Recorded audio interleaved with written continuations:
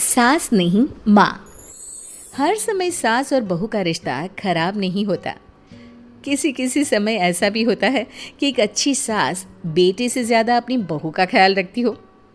माँ, मैं घर छोड़कर जा रही हूँ, मैं इस घर में किसी भी हाल में नहीं रह सकती। ये फैसला राधा की बहू लीना का था। कारण उसका और उसके पति के बीच बिल्कुल ना बनना। अरे क्या हो गया बेटा? और ये गाल तेरे कैसे लाल है? फिर से उसने तुझे मारा क्या?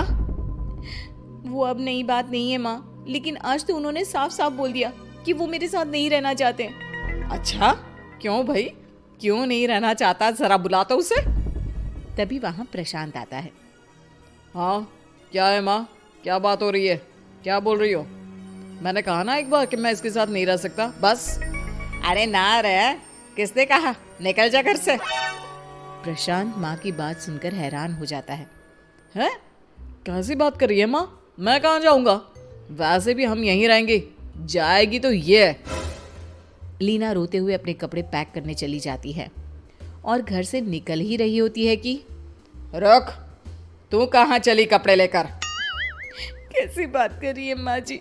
वो साफ साफ तो बोल रहे हैं कि मेरे साथ नहीं रहना चाहते, तो क्या करूँ मैं? हाँ, तो उसे ना रहना है तो ना रहे, जाए यहाँ से।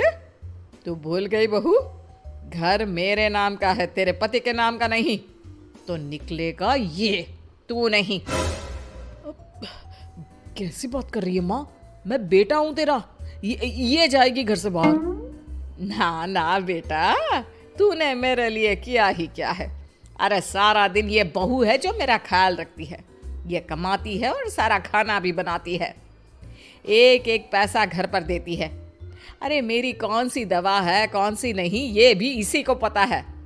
तुझे पता है क्या? तेरी दवा? तुझे क्या हो गया माँ? सही तो है तू? नहीं, माँ को बीपी और शुगर की प्रॉब्लम है। मैं आपको व्हाट्सएप कर देती हूँ, जो जो दवाई माँ लेती है बता देती हूँ। हाँ ठीक है, माँ की दवा रखने वाली, जा निकल घर से। सास को बेटे पर गुस्सा आ रहा था।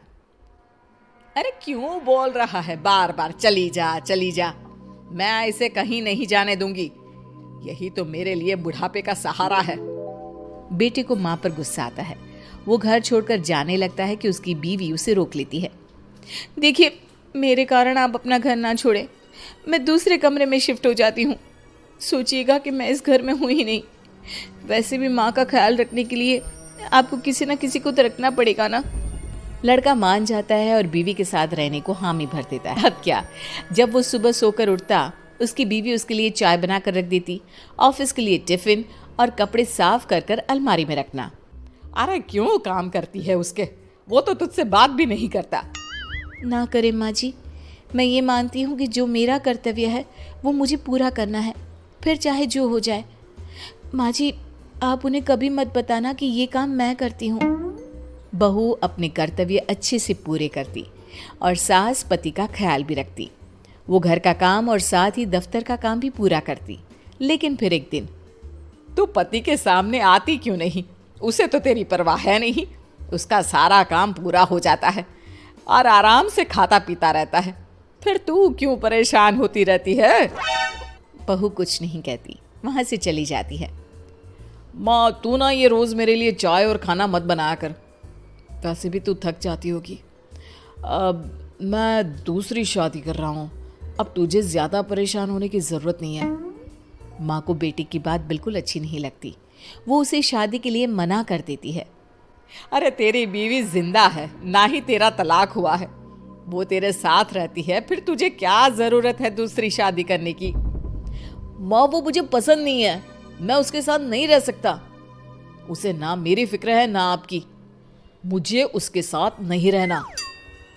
बहू के कहने के कारण माँ बेटे से कुछ नहीं कह पाती। वो शांति रहती है, लेकिन फिर भी वो बेटे और बहू के बीच के झगड़े को समझने की कोशिश करती है। अच्छा बेटा ठीक है, ना रहे उसके साथ, लेकिन ये तो बता कि बहू में कमी क्या है जो तू उसे छोड़ रहा है? देख माँ, इतने दिन से वो मेरे साथ नहीं है, लेकिन मुझे उसकी कोई कमी फील नहीं हो रही। दूसरी बात, मुझे उसकी शक्ल देखना भी पसंद नहीं है। देखा है कैसे रहती है वो? अब सास को माजरा समझ में आ जाता है कि जरूर बेटे को दूसरी लड़कियां पसंद आ रही होंगी, तभी वो ऐसा कर रहा है। बेटे के जाने के बाद वो बहू को बुलाती है। बहू जो काम करके अभी किचन से निकली होती है, उसके सारे बाल बिखरे होते हैं। पास से मसाले की बू आ रही होती है और उसकी शक्ल से चमक भी चली गई होती है, कपड़े भी अस्त व्यस्त। बेटा, तू खुद का ख्याल क्यों नहीं रखती है?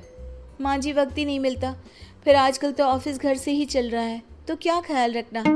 ऐसा नहीं है बेटा, ऑफिस घर से चल रहा है तो खुद का ख्याल ना रखा जाए।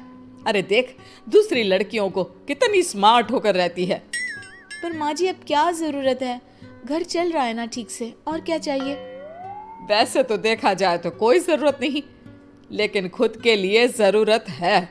अरे खुद को 1 घंटा देना जरूरी है, क्योंकि निरोगी शरीर के लिए खुद का ध्यान रखना कोई फैशन नहीं है, जरूरत है। बहू को समझ में नहीं आता कि सास क्यों उसे ये सब समझा रही है, लेकिन बहू के काम के बीच में उसे उसके लिए कैसे समय निकलवाना है ये समझाने के लिए सास उसे अपने साथ ले जाती है। बहू, आज से हम दोनों योगा करेंगे, जिम जाएंगे और हाँ, हेल्दी डाइट भी फॉलो करेंगे, साथ ही पार्लर भी चलेंगे। सास बहू दोनों मिलकर खुद को वक्त देना शुरू कर देती हैं और फिर कुछ ही महीनों में। क्या बात है बहू, तू तो पहचान में ही नहीं आ रही है, कैसे? सब आपकी मेहरबानी है माँ जी, सच्ची मैंने खुद को बहुत इग्नोर कर दिया था, लेकिन अब लग रहा है कि मैं गलत थी माँ जी। सास और बहू बात कर ही रहे होते हैं कि सामने से पति आ जाता है। वो बीवी को देखता ही रह जाता है। हाँ, तो तू क्या कह रहा था कि तू दूसरी शादी करेगा? मैंने बहू से बात कर ली है।